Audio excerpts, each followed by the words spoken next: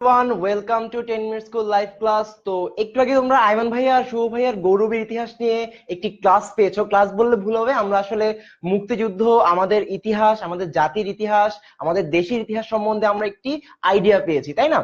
এবার আমরা আমাদের যে গতানুগতিক আমাদের যে শিক্ষার জন্য যে লাইভ ক্লাসটি আমাদের জন্য এসএসসির, সেই লাইভ ক্লাসে চলে এসেছি, ফিনান্স ও ব্যাংকিং ক্লাসে। তোমরা জানো আজকে আমরা প্রথম ক্লাসটিতে কথা বলবো তোমাদের যে তৃতীয় অধ্যায়টি রয়েছে অর্থের সময়মূল্য, সেটি নিয়ে। তার আগেই তোমরা যেটি করবে, তোমরা প্রথমেই তোমাদের কমেন্ট সেকশনে জানিয়ে দিবে তোমরা কোথা থেকে এসেছো, কোথা থেকে ক্লাসটি করছো, এবং এই ক্লাসটি কিন্তু তোমাদের জন্য অনেক বেশি গুরুত্বপূর্ণ। তাই তোমরা ক্লাসটি তোমাদের বন্ধুদের সাথে শেয়ার করে দাও। শেয়ার করলে কিন্তু আরো একটি সুবিধা রয়েছে, বলো তো কি? তোমরা শেয়ার করার মাধ্যমে তোমরা কিন্তু ক্লাসটি তোমাদের যেই ওয়াল রয়েছে সেখানে সেভ রাখতে পারো, তাই না? সো শেয়ারটি করে আমাদেরকে জানিয়ে দাও যে ভাইয়া শেয়ারটি হয়ে গিয়েছে। সো আমরা শুরু করি প্রথমেই একটি উদাহরণ। দেখো, আমাদের সবারই কিন্তু কিটক্যাট চকলেটটি অনেক বেশি প্রিয়, তাই না? আমাদের অনেকেরই কিটক্যাট চকলেট অনেক পছন্দের। এই কিটক্যাট চকলেটের যে দাম বর্তমানে, একদম ছোট যে কিটক্যাট চকলেটটি, সেটির দাম কিন্তু 30 টাকা, তাই না? এই কিটক্যাট চকলেটটি একটি কিনতে হলে তোমাকে বর্তমানে কত টাকা ব্যয় করতে হবে? 30 টাকা ব্যয় করতে হবে। এখন এই সেম চকলেটটি তুমি, আমি যখন স্কুলে ছিলাম, অর্থাৎ আরো 4-5 বছর আগে, আমি কিনতে পারতাম মাত্র 10 টাকা দিয়ে। তার মানে তখন আমি 10 টাকা দিয়ে একটি চকলেট কিনতে পারতাম, এখন 30 টাকা দিয়ে আমি একটি চকলেট কিনতে পারি। এর মানে কি? এর মানে হচ্ছে আমার আমার কাছে তখন যদি 30 টাকা থাকতো, মানে আমি যখন স্কুলে ছিলাম তখন আমি কয়টা চকলেট কিনতে পারতাম? 3টা চকলেট। এখন কিন্তু আমি কিনতে পারি একটা চকলেট। এই যে আমি যে চকলেটের মূল্য, এই মূল্যের মান যে পরিবর্তন হচ্ছে সময় পরিবর্তনের সাথে সাথে, আমি কিন্তু অর্থের মূল্যের যে পরিবর্তনটা, সেই পরিবর্তনটা খেয়াল করতে পারছি। 30 টাকা দিয়ে এখন কিনতে পারি একটা চকলেট, 30 টাকা দিয়ে আগে কিনতে পারতাম 3টা চকলেট। এই অর্থের মূল্যের যে পরিবর্তন, সেটির নামই হচ্ছে অর্থের সময় মূল্য বা টাইম ভ্যালু অফ মানি। তার মানে কি, এখানে এই চকলেটের উদাহরণ দিয়ে কিন্তু তুমি এই ব্যাপারটিকে অনেক ভালোভাবে বুঝতে পারো যে আমার সময় পরিবর্তনের সাথে সাথে অর্থের যে মূল্য, সেই অর্থের মূল্যটি কিন্তু পরিবর্তন হচ্ছে। এই পরিবর্তনটাই হচ্ছে আমার অর্থের সময় মূল্য। এবার আমরা আরো ডিটেলস আলোচনা শুরু করি। তোমরা সবাই কিন্তু এই উদাহরণটি শুনেছো যে শায়েস্তা খানের আমলে কি হতো? 1 টাকায় 8 মণ চাল পাওয়া যেত, তাই না? এখন কি তুমি 1 টাকায় 8 মণ কেনা, 1 টাকায় 8 চালের কণা সেটি পাবে? পাবে না কিন্তু। অর্থের মূল্যের পরিবর্তন ঘটে গিয়েছে। এগুলোই হচ্ছে অর্থের সময় মূল্য। এখন এই যে অর্থের সময় মূল্যের পরিবর্তনটি হয়েছে, এটি কেন হয়? অনেক কারণগুলোতে হয়, সেই কারণগুলো আমরা একে একে দেখবো। তোমরা যদি জেনে থাকো অর্থের মূল্যের পরিবর্তনগুলো কেন হয়, তোমরা কিন্তু কমেন্ট সেকশনে জানিয়ে দিতে পারো। আমি কিন্তু এখনই পড়ছি, তোমরা কমেন্টগুলোতে জানিয়ে দাও যে অর্থের মূল্যটার কেন পরিবর্তনটি ঘটছে। আমাদের সাথে আহ ফারহান কমেন্ট আছে বরিশাল থেকে, রাজন আছে ঢাকা বড়বাগ থেকে, অদ্যপান্ত রয়েছে মিরপুর থেকে, দেলোয়ার রয়েছে, এবং আসিফ রয়েছে, সে শেয়ার করে দিয়েছে, সেটাও বলেছে। সবাইকে ধন্যবাদ। তোমরা এখনো শেয়ার করতে থাকো, যারা এখনো শেয়ার করোনি তোমাদের বন্ধুদেরকে ক্লাসটিতে নিয়ে আসতে পারো। এছাড়াও আমাদের মামুন জয়েন করেছে ঢাকা থেকে। তোমরা এখনো কিন্তু জানাওনি যে অর্থের মূল্যের পরিবর্তনগুলো কেন হচ্ছে, জানিয়ে দাও কিন্তু। এবার আমি বলে দিচ্ছি কেন আসলে এই মূল্যগুলোর পরিবর্তনগুলো হচ্ছে। তোমাদেরকে আমি এখন দুইটি অপশন দিব। দুইটি অপশন থেকে তুমি যে কোনো একটি অপশন সিলেক্ট করবে। দুইটি অপশন তোমার জন্য। অপশন নাম্বার 1, তুমি এখন আমার কাছ থেকে 1000 টাকা নিতে পারবে। অপশন নাম্বার 2, তুমি 2 বছর পরে আমার থেকে ঠিক 1000 টাকা নিতে পারবে। তাহলে তুমি কোনটি গ্রহণ করবে? আজকের 100 টাকা, 1000 টাকা, নাকি 2 বছর পরের 1000 টাকা? একদম কমন সেন্স। সাধারণভাবে আমি কি করব? 2 বছরের জন্য অপেক্ষা করব, না আজকেই নিয়ে নিব? অবশ্যই আমি আজকেই নিয়ে নিব। তার মানে আমি কি করলাম? সমপরিমাণ অর্থের মধ্যে বর্তমান যে অর্থটা, সেটিকে আমি গ্রহণ করলাম। এটা একটা নাম আছে ফিন্যান্সের ভাষায়। নামটা কি? নামটি হচ্ছে অর্থের সময় পছন্দ তত্ত্ব। তাহলে তত্ত্বটির নাম কি? তত্ত্বটির নাম হচ্ছে অর্থের সময় পছন্দ তত্ত্ব। তোমরা কি এই তত্ত্বটির নাম শুনেছো? না শুনে থাকলে কিন্তু আজকে জেনে রাখো যে অর্থের সময় পছন্দ তত্ত্ব হচ্ছে একই পরিমাণ অর্থের মধ্যে বর্তমান মূল্যটি গ্রহণ করা, ভবিষ্যৎটি গ্রহণ না করা। ফিনান্স তোমাকে শিখাবে, অর্থায়ন তোমাকে শিখাবে অর্থের সময় মূল্যের মাধ্যমে কোন সিদ্ধান্ত গ্রহণ করা তোমার জন্য যৌক্তিক হবে। এইবার এই অর্থের সময় পছন্দ তত্ত্বেরও কিন্তু 4টি কারণ রয়েছে। কেন তুমি আজকের টাকাটাই নিলে, কেন তুমি 2 বছর পর্যন্ত অপেক্ষা করলে না? সেই কারণগুলো কি? প্রথম যে কারণটি, সেই কারণটি হচ্ছে অনিশ্চয়তা। প্রথম কারণটি কি? অনিশ্চয়তা। এখন অনিশ্চয়তা মানে কি? আমি যে ক্লাসটি নিচ্ছি, ক্লাসটি আমি শেষ করতে পারবো কি পারবো না, সময় অনুযায়ী এই টপিকগুলো কভার করতে পারবো কি না, একটু অনিশ্চয়তা রয়েছে না? তার মানে আমরা জানি ভবিষ্যৎ সর্বদাই অনিশ্চিত। তুমি যে টাকাটা 2 বছর পর্যন্ত অপেক্ষা করবে, তুমি কি নিশ্চিত আমি 2 বছর পরে তোমাকে টাকাটা দিব? বা এখন টাকাটা দেওয়া যতটুকু নিশ্চিত, 2 বছর পরে টাকাটা দেওয়া কিন্তু অনেক বেশি অনিশ্চিত, তাই না? এই অনিশ্চয়তার কারণেও কিন্তু তুমি বর্তমান মূল্যটা প্রেফার করছো, বর্তমান মূল্যটা পছন্দ করছো, আজকের 1000 টাকা পছন্দ করছো। তার মানে অনিশ্চয়তার কারণে আমি অর্থের সময় পছন্দ তত্ত্ব অনুযায়ী বর্তমান মূল্যটাকে বেশি অগ্রাধিকার দিই। 2 নম্বর কারণ, 2 নম্বর কারণটি কি? 2 নম্বর কারণটি হচ্ছে বিনিয়োগের সুযোগ। 2 নম্বর কারণটি কি? বিনিয়োগের সুযোগ। এখন বিনিয়োগের সুযোগ কি? দেখো, বিনিয়োগের সুযোগ, ইনভেস্টমেন্ট অপরচুনিটি। মনে করো তোমাকে যদি আজকে আমি 1000 টাকা দেই, তুমি বুদ্ধিমান হলে কি করবে? তুমি টাকা নিয়ে বসে থাকবে না, তুমি কিন্তু টাকাটাকে বিনিয়োগ করতে পারো। ধরো এই 1000 টাকা তুমি একটি ব্যাংকে জমা রাখলে, যেই ব্যাংক তোমাকে বলেছে 10% হারে সুদ দিবে 2 বছরে। এইবার তুমি ব্যাংক থেকে কত টাকা পাবে হিসাব করে দেখো তো।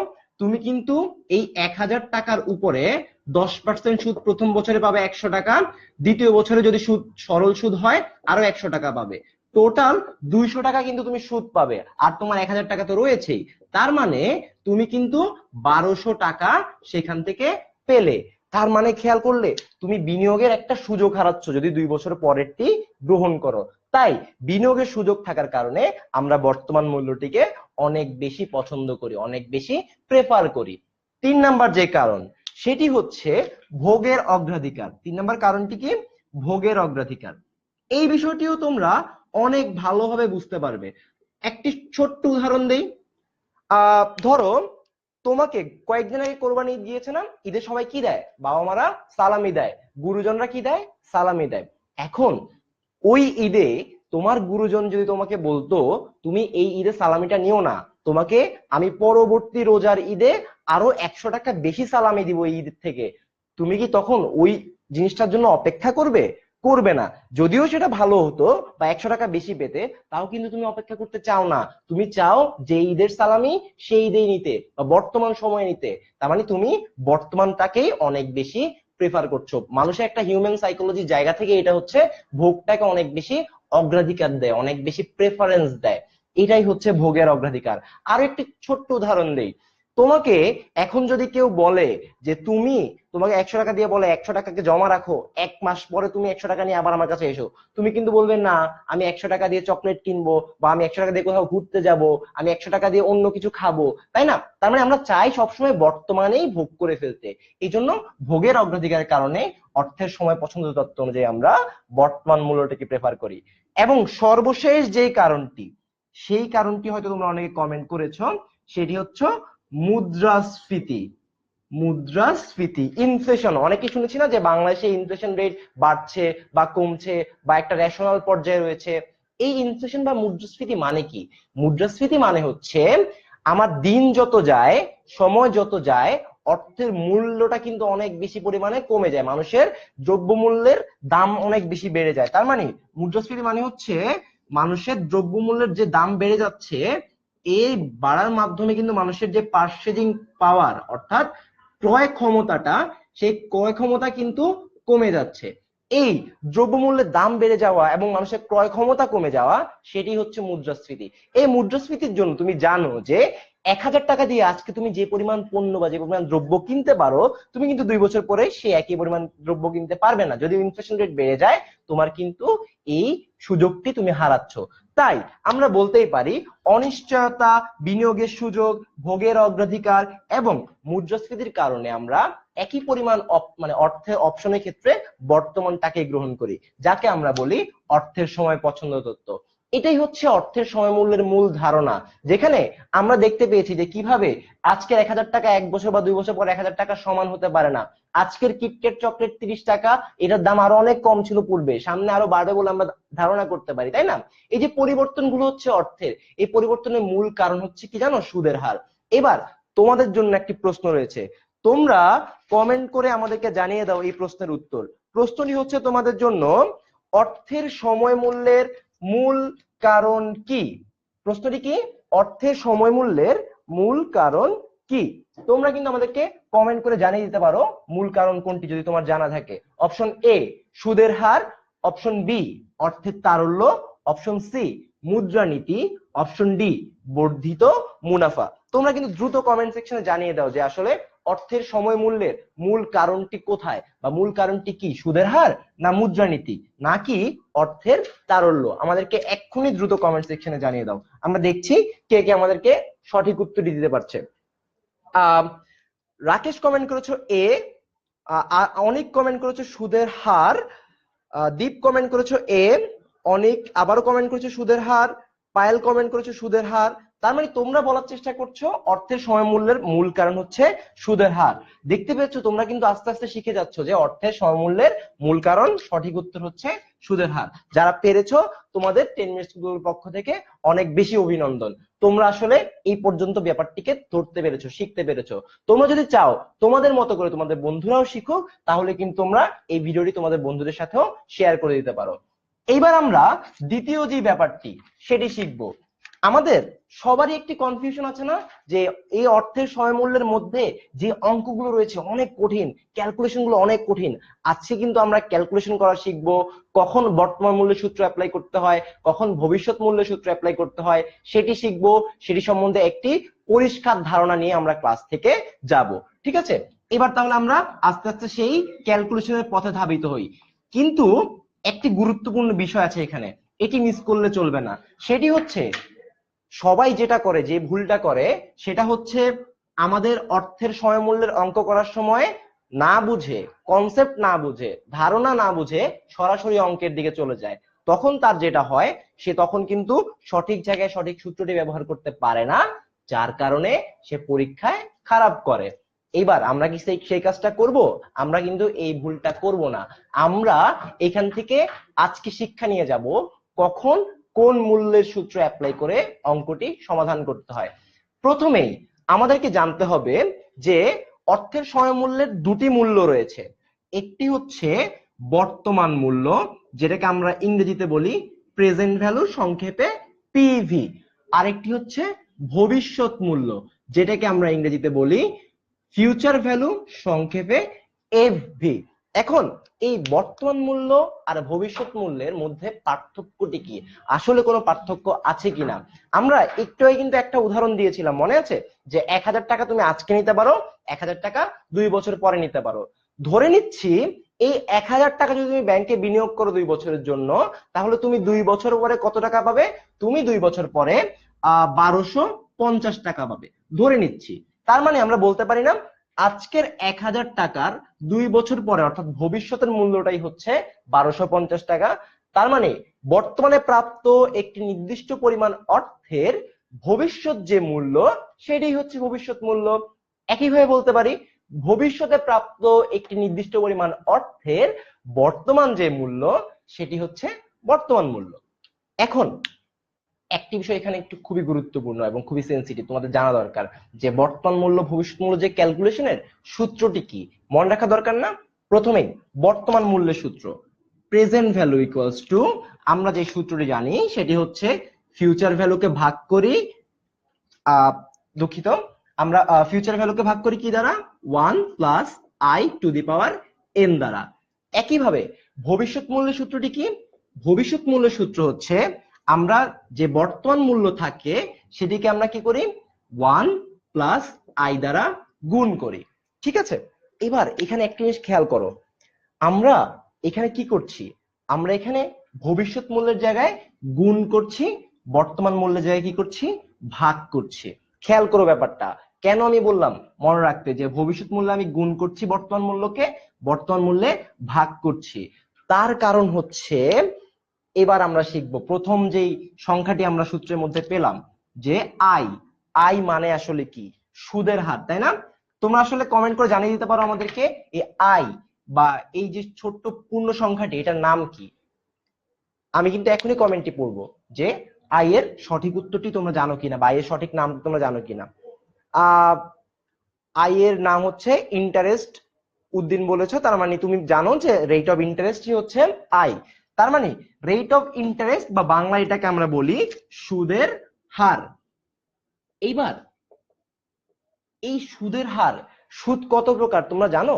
বা সুদ আসলে ব্যাংকগুলো বা আর্থিক প্রতিষ্ঠানগুলো কত ভাবে ক্যালকুলেট করতে পারে তোমরা কি জানো?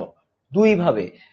এক নাম্বারটি হচ্ছে চক্রবৃদ্ধি, দুই নাম্বার হচ্ছে সরল সুদ। আমরা কি নাম শুনেছি সরল সুদ আর চক্রবৃদ্ধি সুদের? আশা করি আমরা নাম শুনেছি। দুটির মধ্যে কি কোনো পার্থক্য আছে? আমাদের জানা দরকার দুটির মধ্যে কি কোনো পার্থক্য আছে কিনা। প্রথমেই সরল সুদ, একটি ছোট্ট উদাহরণ দেই। হ্যাঁ, সরল সুদ, ধরো তুমি আজকে 1000 টাকা ব্যাংকে জমা রেখেছো, ব্যাংক বলেছে তুমি 2 বছরের জন্য টাকাটি জমা রাখতে পারো এবং সুদ দিবে ব্যাংক তোমাকে 10%। সরল সুদ যদি সে ক্যালকুলেট করে থাকে তখন সে কি করবে? তখন সে প্রথম বছর তোমাকে 1000 টাকার উপরে 10% ইন্টারেস্ট দিবে। তার মানে 100 টাকা তুমি প্রথম বছর সুদ পাবে। দ্বিতীয় বছরও খেয়াল করো, এখানে অনেক গুরুত্বপূর্ণ একটা বিষয় রয়েছে। 1000 টাকার উপরেই তোমাকে 10% ইন্টারেস্ট দিবে। তুমি আবার কত টাকা পাবে এখানে? সুদ 100 টাকা। দেখো সরল সুদে কি করলে 1000 টাকার উপর প্রথম বছর সুদ ধরলে, দ্বিতীয় বছরও 1000 টাকার উপরে সুদ ধরলো। যদি তোমার বছর 3 হতো, তৃতীয় বছরে গিয়েও তুমি সেম 1000 টাকার উপরেই সুদ চার্জ করছো। তার মানে তুমি কি করছো? আসলের উপর সুদ চার্জ করছো। এই যে আসলের উপর যে সুদ ধরা হয় সেই সুদের নামই হচ্ছে সরল সুদ। তার মানে যে সুদ আসলের উপর চার্জ করা হয় সে সুদের নামই হচ্ছে সরল সুদ। আমরা কিন্তু মনে রাখবো যে সুদ আসলের উপর চার্জ করা হয় সে সুদের নাম সরল সুদ। সরল সুদ অনুযায়ী তুমি কত টাকা সুদ পেলে টোটাল বলো তো? তুমি কিন্তু 200 টাকা সুদ পেলে এবং তুমি কিন্তু 1000 টাকা আগে ব্যাংকে জমা রেখেছো, তাই না? সেই 1000 টাকাও তুমি পাবে। টোটাল তুমি 1200 টাকা সুদ পাবে, মানে টোটাল টাকা পাবে তুমি ব্যাংক থেকে 2 বছর পরে। এইবার আমরা দেখব চক্রবৃদ্ধি সুদ আমাকে কি বলে, সরল সুদের সাথে চক্রবৃদ্ধি সুদের আসলে পার্থক্য আছে কিনা। প্রথম বছরে চক্রবৃদ্ধি সুদ তোমাকে ওই সরল সুদের মতোই 1000 টাকার উপরেই 10% সুদ দিবে। খেয়াল করো এখানে অনেক বেশি ইম্পর্টেন্ট একটা জিনিস রয়েছে, যদি তুমি এটা মিস করো কনসেপচুয়াল ভুল তোমার থেকে যাবে। এইখানে এসে তুমি সেম 1000 টাকার উপর সুদ চার্জ করলে হবে না। চক্রবৃদ্ধি সুদ তোমাকে বলে তুমি এই 1000টা সাথে 100 টাকাকে যোগ করে দাও, তুমি 1100 টাকার উপরে সুদ চার্জ করবে পরের বছর। কত পার্সেন্ট? সেম 10%। তার মানে দ্বিতীয় বছর তুমি কত সুদ পেলে? 110 টাকা। খেয়াল করো সরল সুদের সাথে চক্রবৃদ্ধি সুদের এখানেই পার্থক্য। তুমি কিন্তু আর এখানে আসলের উপর সুদ চার্জ করছো না, পরের বছরগুলোতে গিয়ে তুমি সুদ আসলের উপর সুদ চার্জ করছো। কিসের উপরে? মনে রাখবে সুদ আসলের উপরে সুদ চার্জ করছো। এই যে সুদ আসলের উপর যে সুদ চার্জ করা হয় সহজ ভাষায় সেটার নামই হচ্ছে চক্রবৃদ্ধি সুদ। এবার তাহলে একটা সামারি দিয়ে দেই, খেয়াল করো। যেই সুদটি তোমার আসলের উপর চার্জ করা হবে সেই সুদের নাম হচ্ছে সরল সুদ, আর যে সুদ আসল নয়, সুদ এবং আসল যোগ করে তার উপর চার্জ করা হবে অর্থাৎ সুদ আসলের উপর চার্জ করা হবে সেই সুদের নাম হচ্ছে চক্রবৃদ্ধি সুদ। এইবার একটা জিনিস খেয়াল করো, তুমি এখানে কত টাকা পেতে? 210 টাকা, আর 1000 টাকা তোমার আগেই রয়েছে। টোটাল ব্যাংক তোমাকে 1210 টাকা দিত।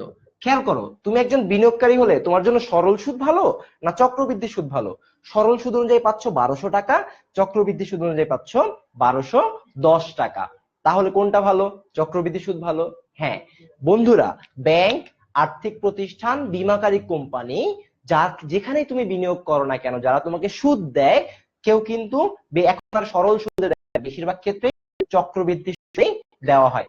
এজন্য আমরা যখন ফাইন্যান্সের অঙ্কগুলো করব জেনে রাখবো যে চক্রবৃদ্ধি সুদের উপরেই সবকিছু ক্যালকুলেট করা হয়, সবকিছু নির্ভর করে। এবার তোমাদের কাছে আরো একটি প্রশ্ন রয়েছে, তোমরা আমাদেরকে কমেন্ট সেকশনে খুবই দ্রুত প্রশ্নের উত্তর জানিয়ে দাও যদি আসলে এতক্ষণ পর্যন্ত সুদের আলোচনা বুঝে থাকো। তোমাদের জন্য প্রশ্ন, সুদ আসলের উপর প্রদান করা হয় কোন সুদ? প্রশ্নটি হচ্ছে সুদ আসলের উপর প্রদান করা হয় কোন সুদ? তোমরা যদি উত্তরটি দিতে না পারো আমরা ধরে নেব যে তোমরা আসলে বুঝতে পারছো না, আর যদি কমেন্ট সেকশনে উত্তরটি জানিয়ে দাও আমরা বুঝতে পারবো তোমরা আসলে এই সুদের কনসেপ্টটি বুঝতে পেরেছো, তাহলে আমরা কিন্তু পরের আলোচনায় চলে যাব। সো দ্রুত জানিয়ে দাও, সুদ আসলের উপর প্রদান করা হয় কোনটি? সরল সুদ অপশন এ, অপশন বি মোট সুদ, নাকি অপশন সি চক্রবৃদ্ধি সুদ, এবং অপশন ডি নিট সুদ। জানিয়ে দাও খুব দ্রুত, সুদ আসলের উপর প্রদান করা হয় কোনটি? আমি হাইলাইট করে দিলাম, সুদ আসলের উপর প্রদান করা হয় কোন সুদ? খুব দ্রুত উত্তর জানিয়ে দাও। আচ্ছা, সো আমাদের সাথে আসিফ উত্তরটি দিচ্ছে সি, শোভন উত্তর দিয়েছে চক্রবৃদ্ধি, সান উত্তর দিয়েছে চক্রবৃদ্ধি, রায়হান উত্তর দিয়েছে চক্রবৃদ্ধি, পায়েল উত্তর দিয়েছে চক্রবৃদ্ধি, বাকি সবাই অনেক, হৃদয় সবাই কিন্তু উত্তর দিচ্ছেন সি। তার মানে এতজন একই উত্তর দিচ্ছে, কেউ অন্য কোনো উত্তর দিচ্ছে না। আমি কি মানে সাহস করে বলতে পারবো অন্য কোনোটা আনসার হবে? সেই সাহসটা কিন্তু আমার নাই। হ্যাঁ বন্ধুরা, তোমরা সঠিক উত্তর দিয়েছো, চক্রবৃদ্ধি সুদেই সুদ আসলের উপর সুদ চার্জ করা হয়। তোমাদেরকে অভিনন্দন, তোমরা আসলে অনেক কিছু শিখতে পারছো আজকে ক্লাসের মাধ্যমে। এইবার আমরা আসলে দ্বিতীয় যে ব্যাপারটিতে চলে যাব, তার আগে খুব গুরুত্বপূর্ণ একটি কথা বলি। আমরা আসলে ক্লাসগুলো কাদের জন্য করাই? তোমাদের জন্য, তাই না? তোমরা তোমাদের এই অর্থের স্বয়ংমূল্য রিলেটেড যে টপিকটি পড়াচ্ছি তার সাথে যদি কোনো প্রশ্ন থেকে থাকে তোমরা কিন্তু কমেন্ট সেকশনে প্রশ্নটি জানিয়ে দিতে পারো, বা ফিনান্স ব্যাংকিং নিয়ে তোমাদের জন্য যে কোনো প্রশ্ন থাকে তোমরা কিন্তু কমেন্ট সেকশনে আমাদেরকে জানাতে পারো। আমি তোমাদেরকে কথা দিচ্ছি, যদি আমি এখন কমেন্টে নাও পড়তে পারি প্রশ্নের উত্তর কিন্তু আমি তোমাদেরকে ক্লাস শেষে পরবর্তী দিন বা আজকে রাতের মধ্যে আমাদের ফেসবুক যে লাইভ গ্রুপটি রয়েছে সেই লাইভ গ্রুপের মধ্যে উত্তরগুলো দিয়ে দিব নাম সহ। তো তোমরা চাইলে কিন্তু উত্তরগুলো আমাদেরকে মানে প্রশ্নগুলো করতে পারো। এবার আমরা পরের টপিকে চলে যাই। আরো একটি ইন্ডিকেটর রয়েছে সূত্রের মধ্যে, বলতো কি? এন, তাই না? এন মানে কি বলতো আমাদেরকে কমেন্ট সেকশনে জানাও তো। এন মানে হচ্ছে নাম্বার অফ ইয়ার্স, বাংলা যেটাকে আমরা বলি মেয়াদকাল। তার মানে সূত্রের জন্য যে জিনিসগুলো প্রয়োজন সেগুলো আমরা জানছি। একটু আগের উদাহরণ আমরা দেখেছিলাম না, 2 বছর, সেই 2 হচ্ছে আমার এন বা মেয়াদকাল। আশা করি এই পর্যন্ত তোমরা বুঝতে পারছো। এবার আমরা আমাদের মূল আলোচনায় চলে যাচ্ছি। দেখো, বর্তমান মূল্যের যে সূত্রটি রয়েছে সেই সূত্রের মধ্যে আমরা কি করেছিলাম বলতো? গুণ না ভাগ? আমরা কিন্তু ভাগ করেছিলাম। এই যে ভাগটি করেছি, ভাগ করা মানে কি? একটা সংখ্যাকে তুমি যখন ভাগ করো কোনো সংখ্যা দিয়ে, পজিটিভ সংখ্যা দিয়ে, তখন কি জিনিসটা বাড়ে না কমে? কমে, তাই না? ভাগ করার বাট্টা করা অলমোস্ট এক কথা না? এই জন্য এই বর্তমান মূল্য নির্ণয় প্রক্রিয়াকে বলা হয় বাট্টাকরণ পদ্ধতি। কোন পদ্ধতি? খুবই গুরুত্বপূর্ণ, এমসিকিউতে আসে কিন্তু। বর্তমান মূল্য নির্ণয় করার পদ্ধতির নাম কি? আমরা বলবো বাট্টাকরণ পদ্ধতি, কারণ এখানে ভবিষ্যৎ মূল্যটা কিন্তু ভাগ করে করে বাট্টা করে করে বর্তমান মূল্যতে কনভার্ট করা হয়। তার মানে আবারও বলছি, বর্তমান মূল্য নির্ণয় করার যে পদ্ধতি, প্রেজেন্ট ভ্যালু ক্যালকুলেশনের যে পদ্ধতি, সেটার নাম হচ্ছে ডিসকাউন্টিং অ্যাপ্রোচ বা বাট্টাকরণ পদ্ধতি। এবার ভবিষ্যৎ মূল্য নির্ণয় করার তো একটা পদ্ধতি আছে, তাই না? থাকার তো কথা। হ্যাঁ বন্ধুরা, ভবিষ্যৎ মূল্য নির্ণয় করার একটি পদ্ধতির নাম রয়েছে। নামটির সাথে আমরা একটু আগে যেই কাজটি করেছিলাম সেটা একটি মিল রয়েছে। তোমরা কিন্তু কমেন্ট সেকশনে পারলে জানাতে পারো আমাদেরকে আসলে নামটি কি। নামটি হচ্ছে, নাম বলার আগে মনে করো তোমার যদি বর্তমান মূল্য 1000 টাকা হয় এবং তোমার সুদের হার যদি 10% হয়, মেয়াদকাল যদি 2 বছর হয়, ক্যালকুলেট করে দেখো ক্যালকুলেশনে, তোমার উত্তর আসবে 1210 টাকা। ভবিষ্যৎ মূল্য কত আসবে? 1210 টাকা। এইবার খেয়াল করো, 1210 টাকা যে ভবিষ্যৎ মূল্য আসলো, আমরা কিন্তু একটু আগের উদাহরণে ঠিক এই জায়গাটাতেই লিখেছিলাম সুদ 2 ধরনের হতে পারে, সরল সুদ, চক্রবৃদ্ধি সুদ। চক্রবৃদ্ধি সুদে কিন্তু আমরা সেম ভাবে 2 বছরে পেয়েছিলাম 1210 টাকা। তার মানে আমরা এই ভবিষ্যৎ মূল্যের যে পদ্ধতি, সেই পদ্ধতির নাম বলতে পারি চক্রবৃদ্ধিকরণ। পদ্ধতির নাম কি? চক্রবৃদ্ধিকরণ। তাহলে আমরা আরেকটি জিনিস জেনে রাখলাম যে ভবিষ্যৎ মূল্য নির্ণয় করার যে পদ্ধতি, সেই পদ্ধতির নাম হচ্ছে চক্রবৃদ্ধিকরণ বা কম্পাউন্ডিং অ্যাপ্রোচ। আশা করি এই পর্যন্ত সবার পরিষ্কার। তাহলে একটু এখানে একটা সামারি দিয়ে ফেলি। আমরা শিখলাম বর্তমান মূল্য নির্ণয় পদ্ধতির নাম হচ্ছে বাট্টাকরণ, ভবিষ্যৎ মূল্য নির্ণয় পদ্ধতির নাম হচ্ছে চক্রবৃদ্ধিকরণ। এবার কেউ যদি আমাদেরকে ঘুরিয়ে প্রশ্নটা করে যে বর্তমানে প্রাপ্ত একটি নির্দিষ্ট পরিমাণ অর্থের ভবিষ্যতে প্রাপ্ত টাকাটার নির্ণয় করার যে পদ্ধতি সেটার নাম কি, তার মানে আমরা বুঝতে পারছি আমার কাছে বলতে চাচ্ছে এফবি নির্ণয় করার পদ্ধতির নাম কি, সেটি হচ্ছে চক্রবৃদ্ধিকরণ। তাহলে তোমাদের জন্য আমরা আরেকটি কুইজ রেখেছি, তোমরা আমাদেরকে এক্ষুনি খুব দ্রুত জানিয়ে দাও যে ভবিষ্যৎ মূল্য নির্ণয় পদ্ধতির নাম কি। প্রশ্নটি আমি তোমাদের জন্য এখানে লাগিয়ে দিচ্ছি, তোমরা উত্তরটি জানাও। অপশনগুলো লিখলেই হবে, পুরো উত্তর লিখলে হবে না, লেখার দরকার নেই, আসলে এত কষ্ট করা তোমার দরকার নেই। তুমি জাস্ট আমাদেরকে জানাও এ নাকি বি নাকি সি নাকি ডি। প্রশ্নটি হচ্ছে ভবিষ্যৎ মূল্য নির্ণয় পদ্ধতির নাম কি। Option A বাট্টাকরণ, option B চক্রবৃদ্ধিকরণ, option C EAR, তার মানে হচ্ছে ইফেক্টিভ অ্যানুয়াল রেট। এটা কি একটু পরে আমরা শিখবো, আমরা কিন্তু চেক লিস্টে লিখে রেখেছি। এনপিভি নেট প্রেজেন্ট ভ্যালু, এটা কিন্তু নেট বর্তমান মূল্য, ফিন্যান্সের অনেক গুরুত্বপূর্ণ একটি কনসেপ্ট, এটাও আমরা অন্য একটি ক্লাসে শিখে নিব। আমাদেরকে আগে জানাও ভবিষ্যৎ মূল্য নির্ণয় পদ্ধতির নাম কি। তোমরা যদি একটু চালাক হও, আমার কিন্তু এখানে আশেপাশেই উত্তর দেওয়া আছে, দেখে তোমরা ধরতে পারো কিনা নির্ণয় পদ্ধতির নাম কি। আচ্ছা, সবাই উত্তর করার চেষ্টা করছো। রাফিদ লিখেছো কম্পাউন্ডিং, রায়হান লিখেছো চক্রবৃদ্ধিকরণ, রানা লিখেছো বি, নীরব বি, ফয়েজ লিখেছো বি, শরীফুল লিখেছো বি। তার মানে সবাই কিন্তু বি আনসার করছো, আবারও সবাই কিন্তু একই উত্তর দিচ্ছ। আমি কিন্তু এবার কনফিউজড হয়ে যাচ্ছি যে আসলে মানে অন্য কোনো উত্তর হতে পারে কিনা, সবার কিন্তু একই উত্তর। হ্যাঁ, সবাই সঠিক উত্তরটি দিয়েছো, তোমাদেরকে আবারও অভিনন্দন। তোমরা কিন্তু আমাদের ক্লাসটি খুব ভালোভাবে বুঝতে পারছো। তাই তোমরা যদি চাও তোমাদের বন্ধুদেরকে নিয়ে ক্লাসটি করতে এবং শিখতে, তোমাদের বন্ধুরাও শিখুক, তাহলে কিন্তু তোমরা খুব দ্রুত তোমাদের বন্ধুদের সাথে শেয়ার করে দিতে পারো। তোমাদের সাথে আমি এখন একটা ছোট্ট গল্প শেয়ার করব।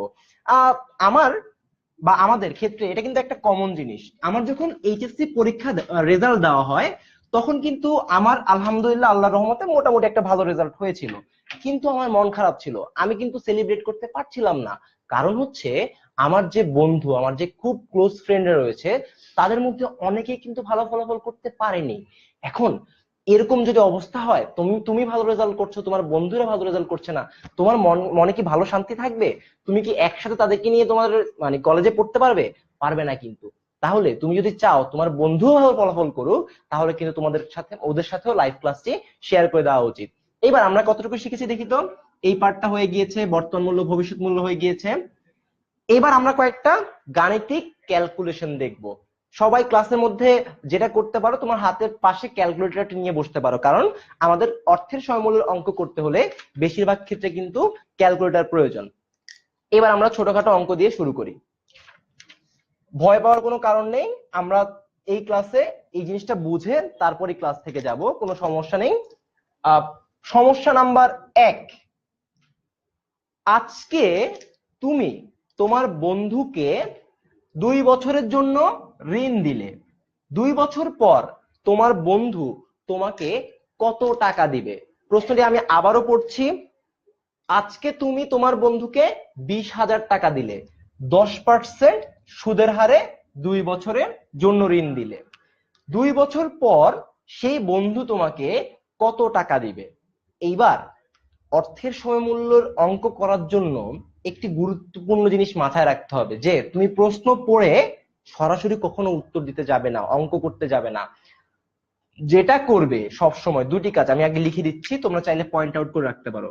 প্রথমে দেখবে কি কি দেওয়া আছে, অর্থাৎ মানে কোশ্চেনের মধ্যে কি কি জিনিস অ্যাভেলেবেল আছে। 1, 2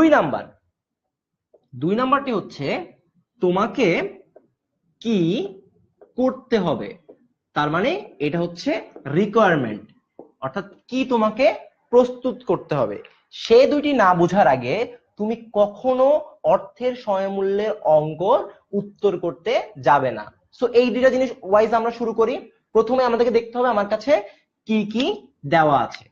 আজকে তুমি তোমার বন্ধুকে 20,000 টাকা দিলে, তার মানে আমার কি দেওয়া আছে, 20,000 টাকার একটা অ্যামাউন্ট দেওয়া আছে। তারপর সুদের হার দেওয়া আছে কত পার্সেন্ট, 10%। বছর দেওয়া আছে কয় বছর, 2 বছর। তোমার কাছে আর কোনো অপশন অ্যাভেলেবেল আছে, আর কোনো জিনিস অ্যাভেলেবেল আছে অঙ্ক করার জন্য? আর কিন্তু কিছু নেই। তুমি একটি অঙ্ক পেলে, তুমি সুদের হার পেলে, বছর পেলে। এইবার দ্বিতীয় যে রিকোয়ারমেন্ট, তোমাকে আসলে কি করতে হবে, তোমাকে বর্তমান মূল্য নির্ণয় করতে হবে নাকি ভবিষ্যৎ মূল্য নির্ণয় করতে হবে? তাহলে দেখো, আজকে তুমি 20,000 টাকা জমা দিলে, তোমার কাছে তাহলে প্রশ্নে কি দেওয়া আছে, বর্তমান মূল্য। আজকের মূল্যটা কি, অবশ্যই বর্তমান মূল্য। তাহলে তোমার কাছে বর্তমান মূল্য দেওয়া আছে। তোমাকে বলেছে 2 বছর পর তোমার বন্ধু কত টাকা দিবে, তাহলে 2 বছর পর আসলে কি দিবে, এটা কি বর্তমান সময় না ভবিষ্যৎ সময়? স্বাভাবিকভাবে এটি হচ্ছে ভবিষ্যৎ সময়। তার মানে আমাকে কি নির্ণয় করতে হবে, ফিউচার ভ্যালু। খেয়াল করেছো, আমরা কিন্তু আগে দেখলাম কি কি দেওয়া আছে, তারপর আমি জানতে পারলাম আমাকে এখানে ভবিষ্যৎ মূল্য বের করতে হবে। এবার আমরা অঙ্কটি সলিউশনে চলে যাই। প্রথমেই সূত্রটি লিখে ফেলি। ফিউচার ভ্যালু সূত্র আমরা সবাই জানি যে চক্রবৃদ্ধিকরণের মাধ্যমে হয়, present value into 1 plus i to the power n. এটা হচ্ছে আমার ভবিষ্যৎ মূল্যের ফর্মুলা। এবার ফর্মুলার মধ্যে আমরা ছোট্ট করে মানগুলো বসায় ফেলি। প্রথমে আমার কাছে কি দেওয়া আছে, বর্তমান মূল্যটা দেওয়া আছে যে আজকে কত দাম, 20,000 টাকা। আমি ফর্মুলার মধ্যে লিখে ফেললাম। তোমরা যদি আমার থেকে দ্রুত করতে পারো, সরাসরি কিন্তু উত্তরটি জানিয়ে দিতে পারো কমেন্ট সেকশনে। 1 প্লাস সুদের হার কত পার্সেন্ট বলতো, 10%, তাই না? লিখলাম 0.10 টু দি পাওয়ার, বছর কত দেওয়া আছে, 2। এইবার আমি তোমাদের সামনে ক্যালকুলেটর ব্যবহার করার মাধ্যমে উত্তরটি বের করার চেষ্টা করব। দেখো, আমি তোমাদেরকে দেখাই। এই যে ক্যালকুলেটরটি রয়েছে, সেখানে প্রথমে তুমি খুব দ্রুত করতে চাইলে এই পার্টটি আগে করে ফেলতে পারো। 1 প্লাস 0.10, 1.1 টু দি পাওয়ার 2, তাই না? টু দি পাওয়ার 2 কত আসলো, 1.21 ইন্টু 20,000, 20,000 ইন্টু 20,000 কত আসলো, 24,200 টাকা। তার মানে উত্তর কত আমার, 24,200 টাকা। খুব কঠিন কিছু, খুব কঠিন কিছু কিন্তু না। তুমি একটু চিন্তা ভাবনা করে উত্তরগুলো করলে, তুমি জাস্ট দুইটা জিনিস মাথায় রাখবে, কি কি দেওয়া আছে সেটা আগে বের করবে প্রশ্ন থেকে, তারপর তোমাকে কি করতে হবে সেটা বের করবে। তাহলে বাকিটা তুমি ফর্মুলাতে মান বসিয়ে দিলেই উত্তরটি সরাসরি পেয়ে যাবে। এবার পরীক্ষার হলে কি তুমি সরাসরি এই কাজটি করবে, এত শর্টকাট অঙ্ক করে দিবে না? এত শর্টকাট অঙ্ক করলে কিন্তু পরীক্ষায় স্যার ও নাম্বার শর্টকাট করে দিবে। তো আমরা জানি যে তোমাদের সবাইকে সৃজনশীল উত্তর দিতে হবে। তাহলে অঙ্কটি কখন করতে হয়, হয় গ নাম্বারে, না হলে ঘ নাম্বারে, তাই না? মান কত থাকে, হয় 3 নাম্বার, ম্যাক্সিমাম 4 নাম্বার। এখন এই 3 নাম্বার 4 নাম্বারের জন্য তুমি এই ছোট্ট অঙ্কটা করলে হবে না। তোমাকে কি করতে হবে তাহলে, তুমি তখন লিখবে সাজিয়ে, এটা সবাই জানো। তাহলে দেওয়া আছে, কি কি দেওয়া আছে, বর্তমান মূল্য 20,000 টাকা, সুদের হার কমা আই 10%, এন 2 বছর, ভবিষ্যৎ মূল্য ইকুয়ালস টু ওয়াট, কি, তার মানে ভবিষ্যৎ মূল্য নির্ণয় করতে হবে। তখন লিখবে আমরা জানি ভবিষ্যৎ মূল্য ইকুয়ালস টু এই সূত্রটি। তারপর তুমি এইভাবে অঙ্কটি করে দিবে এবং আনসারটা লিখে ফেলবে। বা যদি তোমাকে সিদ্ধান্ত গ্রহণ করতে বলে, সিদ্ধান্তটি গ্রহণ করবে। তোমার ফুল মার্কস দিতে টিচার বাধ্য হয়ে যাবে। তাহলে আমরা শিখলাম একটি অঙ্ক। এবার আমরা দ্বিতীয় আরেকটি অঙ্ক দেখব। দেখি আমরা পরের অঙ্কটি করতে পারি কিনা। তোমাদের এই অঙ্কের মধ্যে কোনো প্রশ্ন আছে কিনা কিন্তু তোমরা কিন্তু আমাদেরকে কমেন্ট সেকশনে জানিয়ে দিতে পারো। আমরা কিন্তু কমেন্টটি এখনই চেক করব। 2 নম্বর প্রশ্ন তোমাদের জন্য, সমস্যা নাম্বার 2। তোমরা খুব দ্রুত প্রশ্নটি পড়ে ফেলো তো। সমস্যা নাম্বার 2,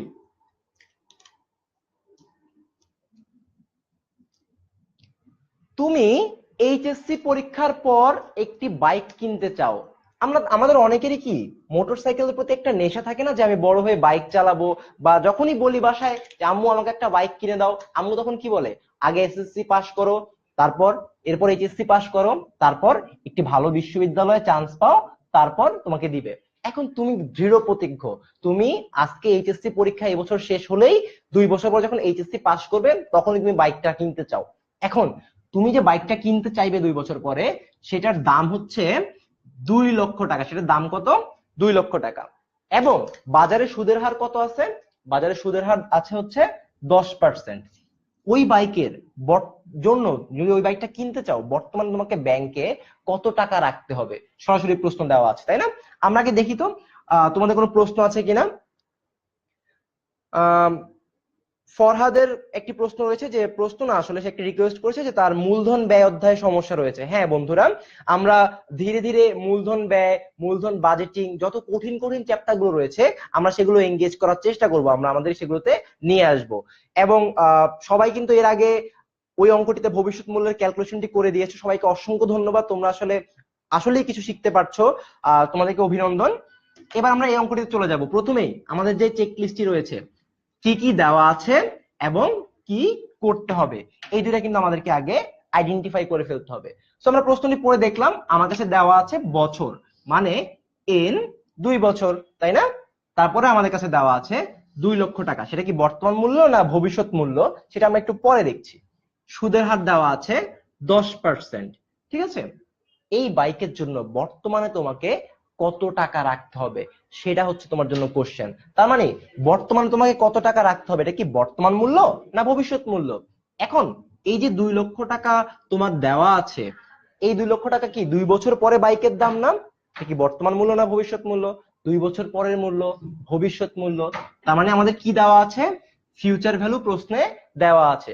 স্বাভাবিকভাবে আমি বুঝতে পারছি আজকের জন্য যে টাকাটা বলাই আছে বর্তমান টাকা, তাহলে আমাকে বের করতে হবে কি বর্তমান মূল্য। এইবার আমরা ঠিক আগের মতো কি কি দেওয়া আছে সেটা পেয়ে গেছি, কি করতে হবে সেটাও বের করে ফেলেছি। তাহলে আমরা সরাসরি অঙ্কটিতে চলে যাই। তোমরা যদি আমার থেকে দ্রুত করতে পারো অবশ্যই করে ফেলো। বর্তমান মূল্য ইকুয়ালস টু ভবিষ্যৎ মূল্য divided by 1 plus i to the power n. এটা হচ্ছে আমাদের কি সূত্র? বর্তমান মূল্য সূত্র। কারণ বর্তমান মূল্য কি কমে না, ভাগ করে করে কমে, বাট্টাকরণ, মনে রাখতে হবে ব্যাপারটা। এবার মানটি বসিয়ে দেই। ভবিষ্যৎ মূল্য কত দেওয়া আছে বলতো? ভবিষ্যৎ মূল্য দেওয়া আছে 2 লক্ষ টাকা। তারপর আর কি কি রয়েছে? 1 প্লাস সুদের হার কত দেওয়া আছে? 10%। সুদের হার দেওয়া আছে 10%। এবার আমাকে বছর কত দিয়ে দিয়েছে? 2 বছর। সো আমি এর মান কত লিখবো? 2। এবার আমি ক্যালকুলেটরের সহায়তা নিব। প্রথমেই 1 প্লাস 0.10 কত আসলো? 1.1 টু দি পাওয়ার এন, 2 বছর 1.21। এবার আমাদের কি করতে হবে? এই মানটা দিয়ে 2 লক্ষকে ভাগ করতে হবে। 2 লক্ষ 1 2 3 ভাগ আনসার, সরাসরি পেয়ে গেলাম 1,65,289.25। খেয়াল করো মানটার মধ্যে কিন্তু ফ্র্যাকশন রয়েছে, মানটার মধ্যে কি আছে? ফ্র্যাকশন মান আছে। এই যে ফ্র্যাকশন মানের ক্ষেত্রে তোমার কি করতে হবে বলতো? একটু কোশ্চেন না? আমি আগে মানটি লিখি তারপরে বলি। 1,65,289.25 এসেছে। মনে রাখবে কখনো এরকম দশমিক দিয়ে তোমাকে বিচার বিবেচনা খুব একটা করতে হবে না, তুমি সরাসরি এটা কি করে ফেলবে? রাউন্ড ফিগারে নিয়ে আসবে। দশমিকের পরে যদি 5 বা তার অধিকাংশ থাকে, 6 7 8 9, তখন তুমি এই পাশে 1 যোগ করে দিবে। আর যদি 5 থেকে ছোট হয়, 1 2 3 4 থাকে, তুমি ওই পার্টটা বাদ দিয়ে ব্র্যাকেট একটা প্রায় লিখে দিবে। কিভাবে? ঠিক এইভাবে 1,65,289 টাকা ব্র্যাকেটে ছোট্ট ভাবে প্রায়। আমাদের অঙ্কটি শেষ। তার মানে আমরা বুঝতে পারছি বাইক কিনতে হলে বর্তমান তোমাকে কত টাকা রাখতে হবে? 1,65,289 টাকা যদি তুমি ব্যাংকে জমা রাখো, তাহলেই 10% সুদে 2 বছর পরে তুমি 2 লক্ষ টাকা পাবে, যেটা দিয়ে তুমি বাইক কিনতে পারবে। এবার দেখি তো তোমাদের কোনো প্রশ্ন রয়েছে কিনা, প্রশ্ন থাকলে জানিয়ে দাও। খুবই ধন্যবাদ, অনেক ধন্যবাদ। মামুন কমেন্ট করেছো সঠিক উত্তরটি। মারুফ ধন্যবাদ জানিয়েছে 10 মিনিট স্কুলকে, তোমাকেও ধন্যবাদ, তোমাকে অভিনন্দন, তুমি কিছু শিখতে পারছো। রয় কমেন্ট করেছে 1,65,289। হ্যাঁ ঠিক আছে। সুজন রয় কমেন্ট করেছিল প্রথমে 5,18,748 টাকা, এটা কিন্তু ভুল উত্তর, সঠিক উত্তর কিন্তু আমরা পেয়ে গেছি অলরেডি। আরিফ কমেন্ট করেছিল সঠিক উত্তরটি, তোমাকে অভিনন্দন। এবার আমরা পরবর্তী বিষয়ে চলে যাই। আমরা এইবার একটু কঠিন জায়গায় চলে যাব। এগুলো কিন্তু অনেক সহজ লেভেলের অঙ্ক ছিল, ঘুরে ফিরে এইগুলোকেই অঙ্ক আসে। কিন্তু যদি কঠিন কিছু চলে আসে তখন আমরা কি করব? তখন কি আমরা অঙ্ক ছেড়ে দিব? একদমই না। এইবার আমরা একটু উচ্চতর লেভেলে অঙ্ক করার চেষ্টা করি। প্রথমে এম বলে একটা জিনিস আছে, তোমরা কি জানো অঙ্কের মধ্যে কখনো এম চলে আসে? তোমরা যদি জেনে থাকো আমাদেরকে জানাও কমেন্ট সেকশনে এম মানে কি। এম মানে হচ্ছে নাম্বার অফ কম্পাউন্ডিং। এম মানে কি? Number of compounding. এই নাম্বার অফ কম্পাউন্ডিং মানে বাংলা কি? বাংলা হচ্ছে দুঃখিত, চক্রবৃদ্ধির সংখ্যা। বাংলা কি? চক্রবৃদ্ধির সংখ্যা। এবার চক্রবৃদ্ধির সংখ্যা বা এম এটা আসলে কি ডিনোট করে? আমরা একটু আগে চক্রবৃদ্ধির সুদ শিখেছি না, যে সুদ আসলের উপর সুদ চার্জ করা হয়, ঠিক একইভাবে এটার সাথে কিন্তু চক্রবৃদ্ধির সংখ্যার মিল রয়েছে। দুইটা অঙ্ক আমরা করেছিলাম তাই না?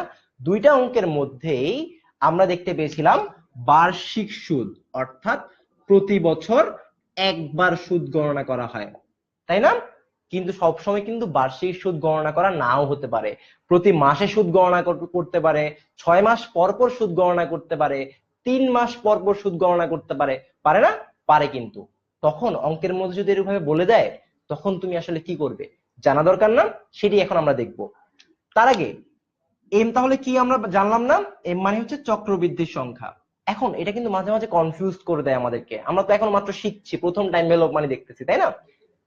এম মনে রাখার জন্য ট্রিক্সটা হচ্ছে তুমি জাস্ট মনে রাখবে এম মানে হচ্ছে বছরে কতবার সুদ গণনা করা হয়। এম মানে কি? বছরে কতবার সুদ গণনা করা হয়। তুমি যদি এই লাইনটি মনে রাখতে পারো, এম নিয়ে তোমার আর কোনো কনফিউশন হওয়ার কথা না। তাহলে আমি কি মনে রাখবো? এম মানে চক্রবৃদ্ধির সংখ্যা, আর এম হচ্ছে সেটি বছরে যতবার সুদ গণনা করা হয় সেই সংখ্যাটা। এবার আমরা একটু ক্যালকুলেশনে চলে যাই, বা এম এর মানটা কিভাবে বের করতে হয়, কিভাবে বুঝতে হয় সেটা দেখব। প্রথমে যদি তোমাকে বলে দেয় বার্ষিক চক্রবৃদ্ধি বা বার্ষিক সুদ গণনা করা হয়, তখন কি তোমার মানে এম এটা নিয়ে চিন্তা করতে হবে? হবে না কিন্তু, কারণ তখন এম ইকুয়ালস টু 1। কেন 1? কারণ আমরা জানি এম হচ্ছে বছরে কতবার সুদ গণনা করছে। বার্ষিক সুদের হারে বছরে কিন্তু একবারই সুদ গণনা করা হয়। এবার আমাকে বলো তো, কোনো কিছু তুমি যদি 1 দ্বারা গুণ করো বা 1 দ্বারা ভাগ করো, ওই সংখ্যার কি কোনো পরিবর্তন ঘটে? পরিবর্তন কিন্তু ঘটে না। 1 দ্বারা গুণ করা ভাগ করা একই কথা। সো আসলে আলটিমেটলি সংখ্যাটার কোনো পরিবর্তন ঘটে না, যার কারণে আমরা বার্ষিক চক্রবৃদ্ধি হলে সূত্রের মধ্যে কখনো এমটাকে ব্যবহার করি না, আমাদের ব্যবহার করার প্রয়োজন হয় না। আশা করি এই বিষয়টি তোমরা বুঝতে পেরেছো। এবার যেখানে আসলে এম এর কাজটি চলে আসে সেইখানটাতে আমরা চলে যাই। প্রথমে যদি প্রশ্নে বলে অর্ধবার্ষিক চক্রবৃদ্ধি, সংখ্যাটা আমি লিখে দিচ্ছি আগে তোমাদেরকে, অর্ধবার্ষিক চক্রবৃদ্ধি বলে দিল, তখন তোমাকে কি করতে হবে? এম এর মান নিয়ে আসতে হবে। এখন অর্ধবার্ষিক চক্রবৃদ্ধি মানে কি? অর্ধবার্ষিক, একটা বছরে কয়টা মাস থাকে? 12টা মাস থাকে। অর্ধবার্ষিক কখন হয়? 6। তার মানে বছরে তোমাকে কয়বার সুদ দিবে? 2 বার। That means M equals to 2। তখন কিন্তু তোমার সূত্রের মধ্যে একটা পরিবর্তন ঘটবে। কি পরিবর্তন সেটি পরে দেখছি, আমরা আগে জেনে রাখলাম অর্ধবার্ষিক চক্রবৃদ্ধিতে বছরে 2 বার সুদ গণনা করা হয় বা 2 বার সুদ দেওয়া হয়। এবার পরবর্তী জিনিসটি যদি আমাদেরকে বলে ত্রৈমাসিক চক্রবৃদ্ধি, তোমরা কিন্তু সাথে সাথে উত্তরটি জানাতে পারো ত্রৈমাসিক চক্রবৃদ্ধিতে এম এর মান কত, আমি কিন্তু একটু পরে দেখব। এবং একই সাথে আসতে পারে কিন্তু পাক্ষিক মাসিক চক্রবৃদ্ধি, মান্থলি কম্পাউন্ডিং যেটাকে বলা হয় বাংলায়।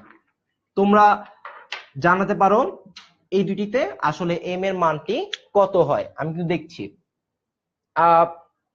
আমাদেরকে তানিয়া কমেন্ট করেছে 2, তার মানে আমি ধরে নিচ্ছি তুমি অর্ধবার্ষিকেরটি উত্তর করেছো। সাকিব কমেন্ট করেছে 4, তার মানে আমি ধরে নিচ্ছি ত্রৈমাসিকের ক্ষেত্রে। সঠিক উত্তর নাকি ভুল সেটা একটু পরে দেখছি। সাকিব আবার কমেন্ট করেছে 12, তার মানে ধরে নিচ্ছি তুমি মাসিকের জন্য কমেন্ট করেছো m ইকুয়ালস টু 12। এখন আমরা ক্যালকুলেশনে চলে যাই। একদম সহজ, ত্রৈমাসিক ক্যালকুলেশন না করলেও পারার কথা। বছরে কয়বার সুদ গণনা করা হবে? 3 মাস পর পর। তার মানে বছরে মাস আসে 12টা, 3 দিয়ে ভাগ করলাম 4 বার, তার মানে m ইকুয়ালস টু 4। মাসিক প্রতি মাসে সুদ গণনা করা হবে, 1 মাস পর পর সুদ গণনা করা হবে। m ইকুয়ালস টু কত? 12। এবার যদি বলে দৈনিক সুদ গণনা করা হয়, প্রতিদিন সুদ দিবে আপনাকে, তখন কি হবে? দৈনিক চক্রবৃদ্ধি। বছরে কয়টা দিন আছে? কেউ বলে 365, কেউ বলে 364। সূত্রের ক্ষেত্রে আমরা মনে রাখবো 365 দিন, তাই m ইকুয়ালস টু এখানে হবে 365 বা 365। যদি বলে সাপ্তাহিক, তখন কি করবে? বছরে কয়টা সপ্তাহ আছে সেটা জানতে হবে, সাপ্তাহিক চক্রবৃদ্ধি। যদি তুমি নাও জানো বছরে কয়টা সপ্তাহ আছে, টেকনিক আছে একটা, 365 দিন আছে এটা তুমি জানো, এক সপ্তাহে 7 দিন এটাও তুমি জানো, 7 দিয়ে ভাগ করে দাও, দেখবে উত্তর আসে 52। তার মানে m ইকুয়ালস টু 52। এবার সর্বশেষ যে ব্যাপারটি, সাপ্তাহিকের পরে আরেকটি হতে পারে পাক্ষিক। পাক্ষিক মানে কি জানো? 15 দিন পর পর। পাক্ষিক মানে কি? 15 দিন পর পর। 365 ডিভাইডেড বাই 15 কত আসে? 24। ক্যালকুলেশন করে দেখো, 365 কে 15 দিয়ে ভাগ দাও, 24 আসবে। তার মানে তুমি বুঝতে পারছো এম এর এই মানগুলো কিভাবে ক্যালকুলেট করতে হয়। শুধু জানতে হবে এম মানে কি? নাম্বার অফ কম্পাউন্ডিং, বছরে কতবার সুদ গণনা করা হয়। এইবার আমরা আসলে এম নিয়ে যে কথাটা বলার চেষ্টা করছি, যদি এম থাকে প্রশ্নে বা এম এর কোনো কথাবার্তা থাকে, তখন কিন্তু সূত্রে একটা পরিবর্তন আসবে। সেই পরিবর্তনটি কি সেটি দেখব। তার আগে আমাদেরকে জাস্ট একটু সময় দাও, আমরা বোর্ডটি পরিষ্কার করে দেই তোমাদের বোঝার সুবিধার্থে।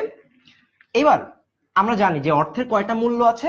দুইটা মূল্য, তাই না? একটি হচ্ছে বর্তমান মূল্য, আরেকটি হচ্ছে ভবিষ্যৎ মূল্য। আমরা আগে লিখে ফেলি প্রেজেন্ট ভ্যালু, ফিউচার ভ্যালু। আগে সূত্র কি ছিল? সূত্র just present value equals to future value divided by 1 plus i to the power n, এটা ছিল, তাই না? সহজ সূত্র। ফিউচার ভ্যালু কি ছিল? Present value into 1 plus i to the power N, তাই না? এইবার পরিবর্তনটা কি আসবে? নতুন করে কে আসছে আমাদের মধ্যে? এম নামক ব্যক্তিটি চলে আসছে বা এম নামক সংখ্যাটি চলে আসছে। অনেকে কি করে জানো? এম এর জন্য আলাদা আলাদা সূত্র মুখস্থ করতে যায়, কোনো দরকার নেই। একটি টেকনিক্স বুঝিয়ে দেয়, শর্টকাট বলে দেয়, এটি মনে রাখবে, তোমার জন্য একদম সহজ হয়ে যাবে জিনিসটা। কেউ যদি শর্টকাটটি জেনে থাকো, কমেন্ট সেকশন তোমাদের বন্ধুদেরকে জানিয়ে দাও শর্টকাটটি। শর্টকাটটি হচ্ছে সূত্রের যত জায়গায় আই রয়েছে অর্থাৎ সুদের হার রয়েছে, সেখানে আই কে এম দ্বারা ভাগ করে দিবে। কি করবে? আই কে এম দ্বারা ভাগ করে দিবে। আর যত জায়গায় এন রয়েছে, বছর রয়েছে, সেখানে এম দ্বারা গুণ করবে। এই দুটি কাজ করবে, এক সূত্রের মধ্যে তোমার কাজ শেষ। আগের সূত্রটার মধ্যে যেখানে যেখানে আই আছে এম দ্বারা ভাগ করবে, যেখানে যেখানে এন আছে এম দ্বারা গুণ করবে। কিভাবে? দুঃখিত, সেটা এখন দেখাচ্ছি। সূত্রের মধ্যে কি পরিবর্তন আসলো? এম দ্বারা কি হয়? ভাগ। এন থাকলে কি হয়? গুণ। এখানে এম দ্বারা ভাগ, এম দ্বারা এন কে গুণ। কাজ শেষ। নতুন কোনো সূত্র আছে? না। মনে রাখবে তাহলে, এম থাকলেই, বছরে একাধিকবার সুদ গণনা করা হলেই, তখন তোমাকে সূত্রের মধ্যে এই পরিবর্তনটি করতে হবে। যেখানে যেখানে আই আছে এম দ্বারা ভাগ, যেখানে যেখানে এন আছে এম দ্বারা গুণ। সহজে বুঝে ফেলছি না ব্যাপারটা? এবার আমরা একটি কঠিন অঙ্ক, যেটাকে আমরা আসলে মনে করি আদতেও কঠিন অঙ্ক নয়, সেটি সলভ করার চেষ্টা করব। তোমরা কিন্তু আশা করি ক্যালকুলেটর নিয়ে সবাই বসে গিয়েছো। তো ক্যালকুলেটর নিয়ে তোমরা যদি বসে থাকো, এই অঙ্কটির উত্তর তোমরা আমার আগে দ্রুত দিয়ে দিতে পারো। প্রশ্নটি হচ্ছে, তুমি আজকে সঞ্চয় স্কিমে 50,000 টাকা জমা রাখলে। কি করলে? সঞ্চয় স্কিমে 50,000 টাকা জমা রাখলে। কয় বছরের জন্য? 5 বছরের জন্য। সেখান থেকে মাসিক তোমার 10% হারে সুদ পাবে। মাসিক কত পার্সেন্ট সুদ? 10%। এই 10% সুদে আসলে প্রকৃতপক্ষে মেয়াদ শেষে তুমি কত টাকা পাবে? তার মানে আমার এখানে অন্য অঙ্কের সাথে একটা চেঞ্জ আসছে। চেঞ্জটা কি সেটি পরে দেখছি। তোমরা যদি চাও তোমাদের বন্ধুরাও এই অঙ্কটি তোমার সাথে শিখে ফেলুক, তাহলে কিন্তু তুমি খুব দ্রুত শেয়ারটি করে দিতে পারো। এবার তোমাদের জন্য অঙ্কটি সলিউশন দিয়ে দেই। প্রথমেই কি কি দেওয়া আছে এবং কি কি বের করতে হবে সেটা জানতে হবে, তাই না? কি কি দেওয়া আছে? দেওয়া আছে 50,000 টাকা, এটা বর্তমান মূল্য না ভবিষ্যৎ মূল্য একটু পরে দেখছি। দেওয়া আছে বছর, তাই না? এন। দেওয়া আছে সুদের হার 10%। তার মানে আমরা পেলাম হচ্ছে আই, পেলাম এন। এইবার একটা জিনিস খেয়াল করেছো, একটি শব্দ আসছে নতুন করে, মাসিক। এই মাসিক মানে কি? Monthly compounding. আমরা জানি মাসিক চক্রবৃদ্ধিতে এম এর মান কত? 12, তাই না? কারণ জানি 12টা মাস আছে, 12 বার সুদ গণনা করা হবে। পেয়ে গেলাম। কিন্তু এবার আমাকে জানতে হবে কি বের করতে হবে, 2 নম্বর কাজ। সো আমাকে বলেছে মেয়াদ শেষে তুমি কত পাবে। তার মানে মেয়াদ শেষ হবে কি আজকে না 5 বছর পরে? 5 বছর পরে। তাহলে আমাদেরকে বের করতে হবে কি? আমাদেরকে বের করতে হবে ভবিষ্যৎ মূল্য। আর কি দেওয়া আছে? দেওয়া আছে হচ্ছে আমার বর্তমান মূল্য। খুব সিম্পল। সো সূত্রটা লিখে ফেলি। আমাদের এখানে কিন্তু একটা মানুষ চলে আসছে, একটা সংখ্যা চলে আসছে, কে সে? এম। সো আমি কি করব? সিম্পলি প্রেজেন্ট ভ্যালুকে 1 প্লাস, দুঃখিত, আমরা আসলে বর্তমান মূল্যের সূত্রটি লিখে ফেলছিলাম। প্রেজেন্ট ভ্যালুকে গুণ করব 1 প্লাস আই দ্বারা। কিন্তু আমরা জানি শর্টকাটটা কি, যেখানে যেখানে আই আছে আই এর নিচে এম, যেখানে এন আছে এন এর সাথে এম গুণ। এবার আমরা মান বসায় দেব, আমাদের কাজ শেষ হয়ে যাবে। বর্তমান মূল্য রয়েছে 50,000 টাকা। 1 প্লাস আই এর মান কত? 0.10। এম কত? 12। এন কত? এন রয়েছে 5। আর এম কত? আবারও 12। সো মান বসানো শেষ। বাকি কাজটা কি করবে? ক্যালকুলেটর। তোমরা কিন্তু দ্রুত জানিয়ে দিতে পারো কমেন্ট সেকশনে যে তোমাদের কোনো সমস্যা রয়েছে কিনা, বা তোমরা আসলে এই ক্যালকুলেশনটি করতে পারছো কিনা, বা কোথাও সমস্যা হচ্ছে কিনা।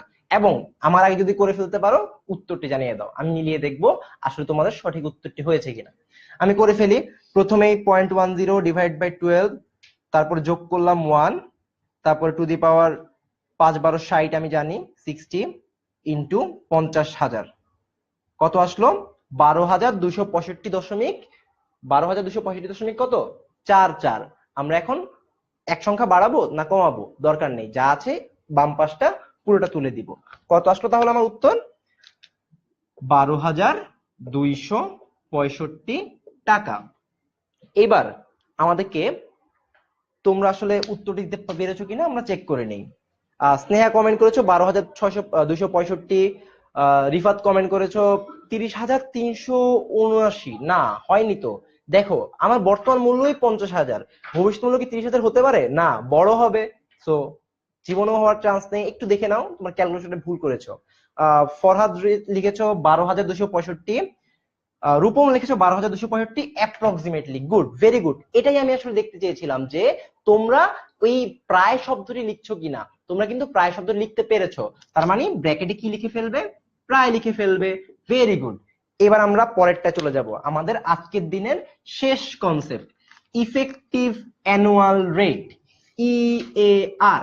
তোমরা যদি এর নাম আগে শুনে থাকো, তোমরা কিন্তু কমেন্ট সেকশনে আমার আগে তোমার বন্ধুদেরকে জানিয়ে দিতে পারো ইএআর মানে কি আসলে। প্রথমেই ই এ আর পূর্ণরূপটি কি? ইফেক্টিভ। ইতে হচ্ছে কি? ইফেক্টিভ। এতে অ্যানুয়াল, আর তে রেট। একটু আগে আমরা অনেকগুলো অঙ্ক করেছিলাম না, সেখানে কিন্তু একটা সুদের হার ছিল, তাই না? তো ফর এক্সাম্পল সুদের হার ছিল 10%। সেখানে যেগুলো মাসিক চক্রবৃদ্ধি ছিল না, চক্রবৃদ্ধি বার্ষিক ছিল, তখন কিন্তু আমরা বলেছিলাম এম এর মান 1। আর যখনই এম এর মান 1 ছিল, আমরা কিন্তু সূত্রে কোনো পরিবর্তন করিনি, এমটাকে আনিনি, কারণ জানি আসলে সেটা কোনো ধরনের ইম্প্যাক্ট ফেলবে না। 1 থাকা আর না থাকা সেম। কিন্তু যখন বছরে একাধিকবার সুদ গণনা করা হয়, এম এর মান 1 থেকে বড় হয়, তখন কিন্তু যা লেখা থাকে তার থেকে বেশি বার সুদ দেওয়া হয়। তার মানে নমিনাল ইন্টারেস্ট রেট, নামিক সুদের হার থেকে আসলে বেশি হয়। এবার প্রশ্ন হচ্ছে নামিক সুদটা তাহলে কি? যেটা তোমার যে ডকুমেন্টটা রয়েছে, ডকুমেন্টে লেখা থাকবে, সেটাই হচ্ছে নামিক সুদের হার।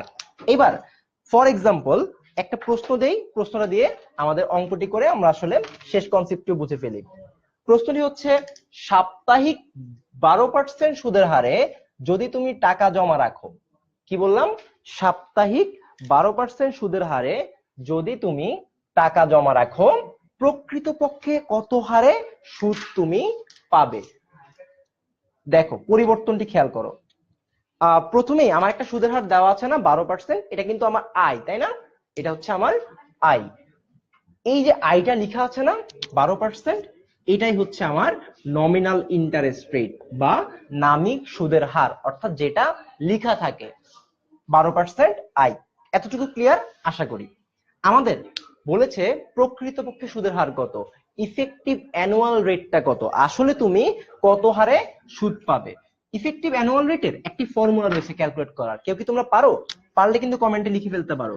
Effective annual rate equals to 1 plus i divided by m to the power m minus 1।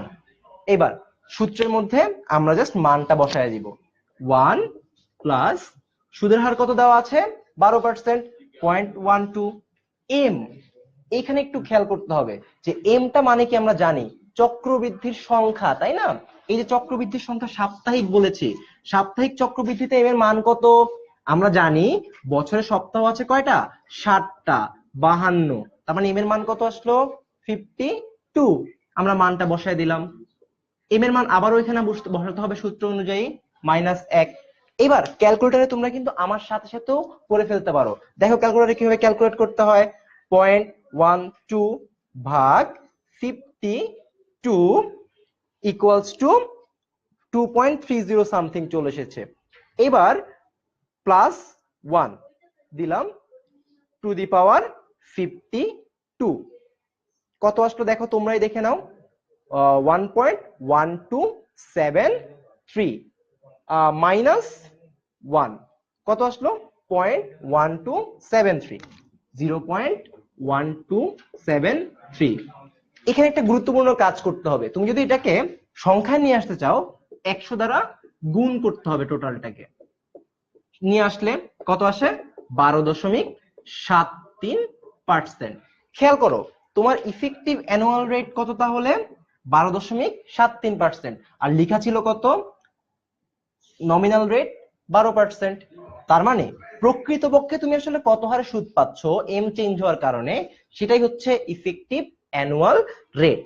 তার মানে আমরা কিন্তু বুঝে ফেলছি যে অর্থের সমমূল্য নিয়ে আমাদেরকে কিভাবে ডিল করতে হয়। আমরা প্রথমেই শিখলাম কোনটি বর্তমান মূল্য, কোনটি ভবিষ্যৎ মূল্য। তারপরে আমরা শিখলাম কোনটি চক্রবৃদ্ধি, চক্রবৃদ্ধি সূত্রে থাকলে কি করতে হয়, এম এর মান বড় হলে কি করতে হয়। অর্থের সমমূল্য নিয়ে একটি ধারণা নেওয়ার আমরা চেষ্টা করলাম। তোমরা যদি চাও পরের ক্লাসগুলোতে তোমরা কোন অধ্যায় নিয়ে শিখতে চাও, কোনটিতে সমস্যা রয়েছে, তোমরা কিন্তু কমেন্ট সেকশনে জানাতে পারো। এবং এরপরে ঠিক 9টার ক্লাসে আমরা চলে আসব যে পরবর্তী টপিক অধ্যায় 7 সেটি নিয়ে, শেয়ার, বন্ড, ডিবেঞ্চার। ততক্ষণ পর্যন্ত তোমরা ভালো থাকবে, সুস্থ থাকবে, 10 মিনিট স্কুলের সাথেই থাকবে। অনেক বেশি ধন্যবাদ।